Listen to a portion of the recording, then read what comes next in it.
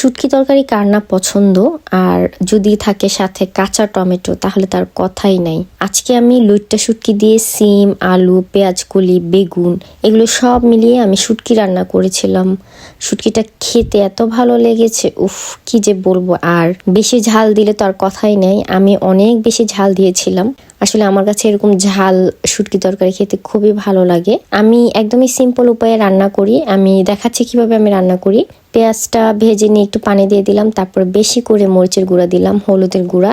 এখানে আমি কোনো ধনিয়ার গুঁড়া ইউজ করব না, জাস্ট আমি রসুন কুচি আর কাঁচামরিচ ইউজ করব। আমি শুটকি তরকারিতে সবসময় রসুন কুচি দেই। তো মশলাটা কষানো হয়ে গিয়েছে, তারপর আমি শুটকিগুলো দিয়ে দিব।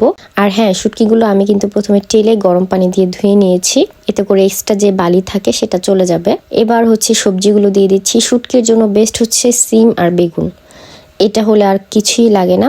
আর আলু কিন্তু অবশ্যই দিতে হবে। এবার একটুখানি পানি দিয়ে দিব। আর আমি শুটকি তরকারিটা একটু ঝোল ঝোল মানে মাখা মাখা রাখতে চাচ্ছি। আর কাঁচা টমেটো দিয়ে দিলাম, কিন্তু দুর্ভাগ্যবশত ভিতরে লাল ছিল।